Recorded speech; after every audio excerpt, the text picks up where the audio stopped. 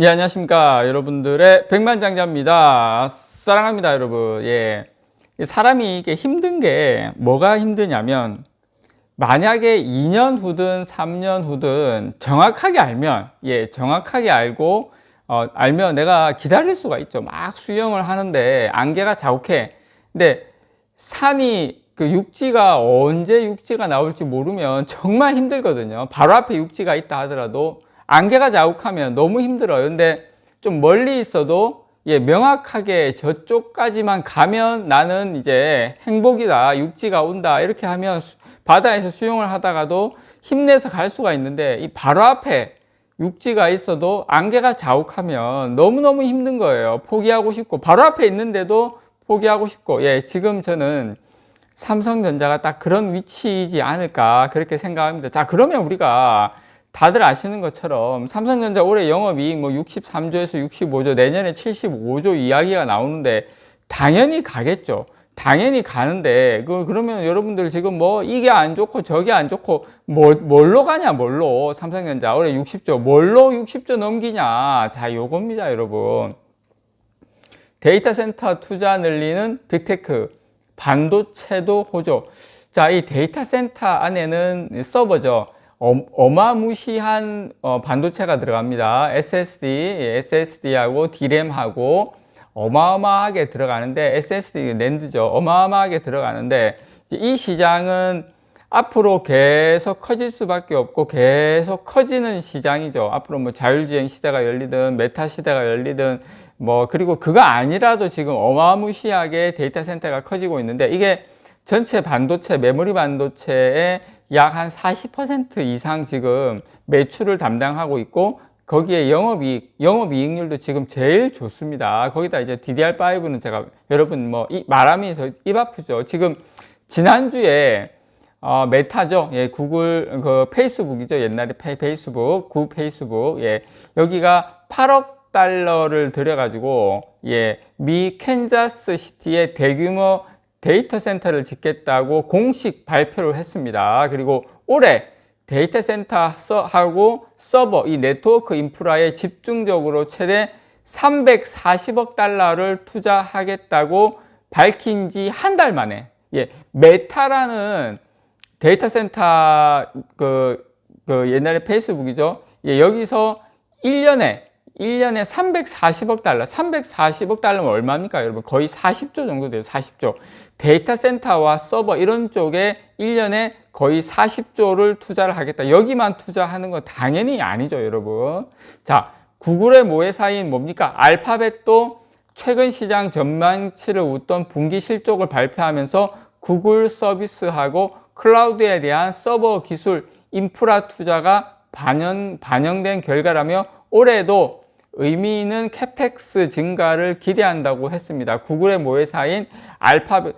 여러분, 우리 지금 이 유튜브도 어떻게 보면은 구글의 데이터 센터 서버를 통해서, 저도 하루에 업로드를 몇 개씩 하지만 전 세계 수많은 유튜버가 이 동영상을 엄청나게 업로드하고 있죠.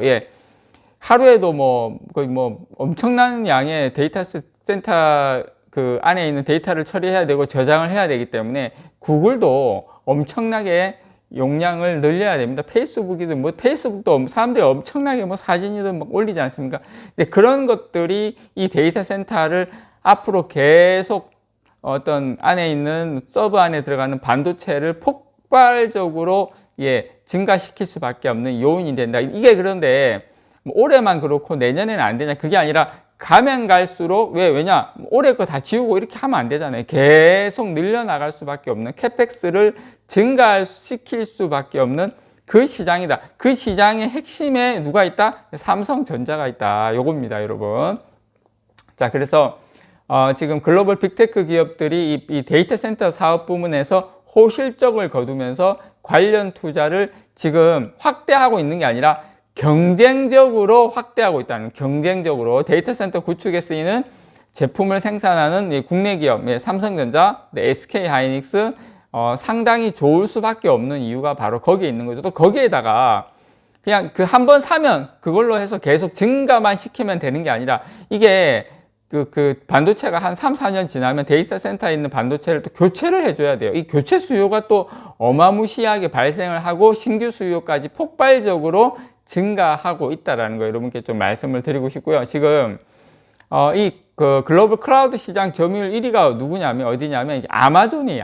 아마존 웹 서비스입니다. 여기가 작년에 한 40%의 이 클라우드 사업 매출 성장을 기록했어요. 그러니까 매출 성장, 작년에 예를 들어서 뭐 100이었다면 140 정도로 매출 성장을 이 클라우드 쪽에서 사업 매출 성장을 기록했다.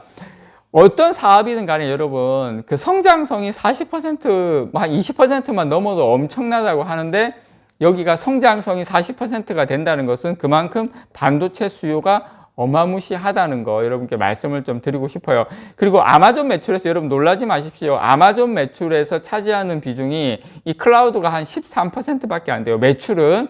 그런데 영업이익은 75% 수준이에요. 여러분 마이크로소프트도 작년에 클라우드 사업 부문 매출이 한 800억 달러, 전년 대비 32% 성장했습니다. 마이크로소프트가 이 클라우드 쪽에 매출이 800억 달러.